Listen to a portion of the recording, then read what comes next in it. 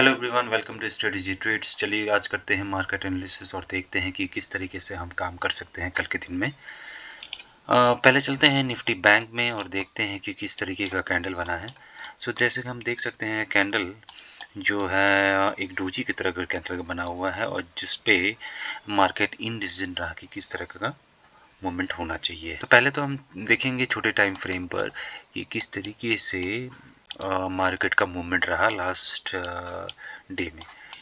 तो जैसे कि हम देख सकते हो पहले तो निफ्टी बैंक में जो है गैप डाउन हुआ और गैप डाउन होने के बाद में वो साइडवेज चला गया और साइडवेज जाने के बाद में एक मोमेंट ऊपर के लिए थोड़ा सा दिया उसने।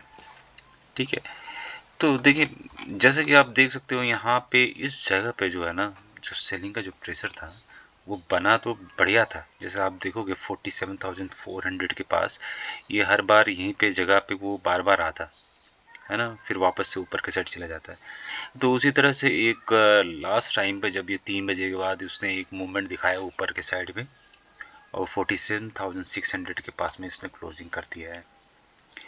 तो अच्छा देखिए अब हम किस तरीके से इसमें काम कर सकते हैं। जैसे 47,700 के पास में ये जो है एक हमारा एक सेलिंग का जोन बन सकता है।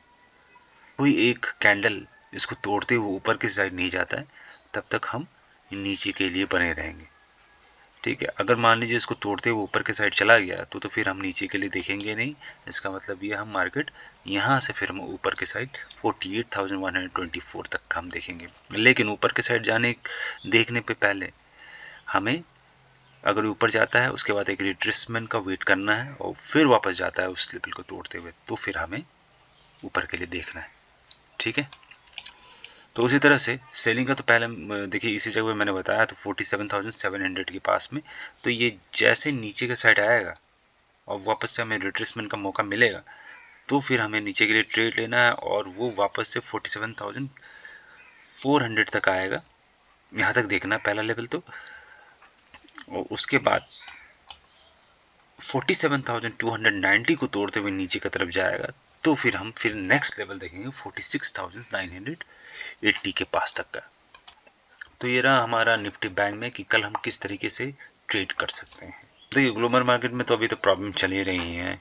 एक तो इन्फ्लेशन का यूएस पे और दूसरा अपना ईरान और इजराइल का जो वार चल रहा है वो जब तक कंटिन्यू है तो थोड़ा सा मार्केट जो है फियरफुल रहेगा। और दूसरा ये है कि अपना इलेक्शन का भी टाइमिंग चल रहा है तो जब तक अभी रिजल्ट नहीं आता तब तक ऐसा रहेगा कि इसका मूवमेंट भी है ना इसी टाइप का रह सकता है। तो निफ्टी 50 में भी हम देखेंगे डे टाइम फ्रेम पर पे कि इसका कैंडल का फॉर्मेशन जो है वो किस तरीके का बना है। तो इसमें भी वही डोजी का फॉर्मेशन है। अब कहने वाली बात क्या है कि इसमें देखिए अब जो चैनल पैटर्न जो बन रहा है अप डाउन का है ना, तो वो अपने लो के पास में पहुंच चुका है। तो देखिए थोड़ा इसमें हमें थोड़ा सतर्क भी रहना है कि ऐसा नहीं है कि ये और डाउन गिरेगा ही। हो सकता है यहाँ से और मार्केट ने मौका दिया है कि ऊपर के लिए। ठीक है, तो लेकिन ये हमें थोड़ा कोशिश होकर ही चलना है। ठीक है, तो देखते हैं छोटे टाइम फ्रेम पर।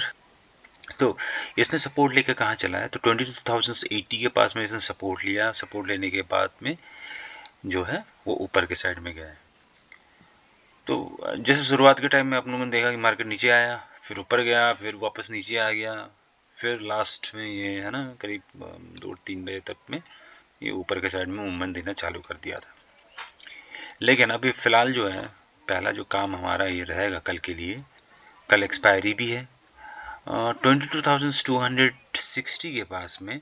हमें ये देखना है कि अगर ये सेलिंग का एक मौका अगर यहाँ पे बनता है तो हो सकता है यहाँ से अगर नीचे आया और रिट्रेस लेके फिर वापस मूवमेंट जाता है ना तो हम एक नीचे के साइड में फिर से 20,080 के पास में हम देख सकते हैं।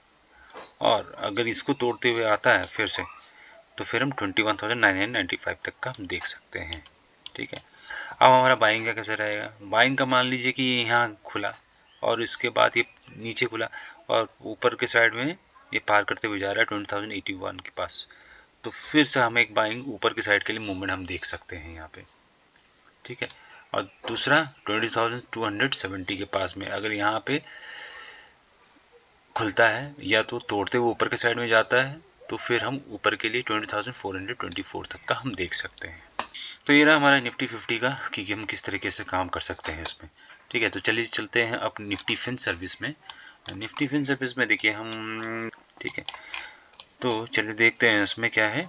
तो देखिए इसमें क्या हुआ कि गैप डाउन तो हुआ, गैप डाउन होने के बाद में करीब करीब ये गैप डाउन हुआ था 20,965 तक पे, और उसके बाद अपसाइड मूवमेंट दिया जो कि प्रीवियस क्लोजिंग जो था उसके पास में जाके ये पहुंचा 21,140 के पास में। तो इसका डायरेक्शन तो देखिए जैसे नीचे खुला, नीचे खुलते ही वो ऊपर के साइड में मूवमेंट चालू हो गया। ठीक है, इसमें था कि क्लियरली दिख रहा था कि ये नहीं, ऊपर के साइड में मूवमेंट जा रहा है। तो फिर निफ्टी में हम कैसे ट्रेड कर सकते हैं, तो 21,030 के नीचे अगर फिसलते हुए आता है तो हमें एक मौका मिलेगा 20,933 तक के लिए। ठीक है, और बाइंग का कौन सा रहेगा, बाइंग का यही रहेगा कि अगर मान लीजिए यहीं इस साइड में, नीचे के साइड में खुलता है या, तो हमें 21,030 के पास में फिर से एक मौका मिलेगा ऊपर तक के लिए, वही लेवल रहेगा 21,130 के पास, और इसको भी तोड़ते ऊपर जाता है तो फिर हमें अपना लेवल नया मिलेगा वो 20,235। ठीक है, तो आपको मैंने बता दिया कि सेलिंग का भी किस तरह से पकड़ना है और बाइंग का भी किस तरह से करना है इसमें। तो बाकी हम देखेंगे कि किस तरीके से मार्केट का खुलता है और कहाँ खुलता है, गैप अप खुलता है कि गैप डाउन होता है, उसको देख के ही हम अपना ट्रेड बनाना है। ठीक है, तब तक थैंक यू।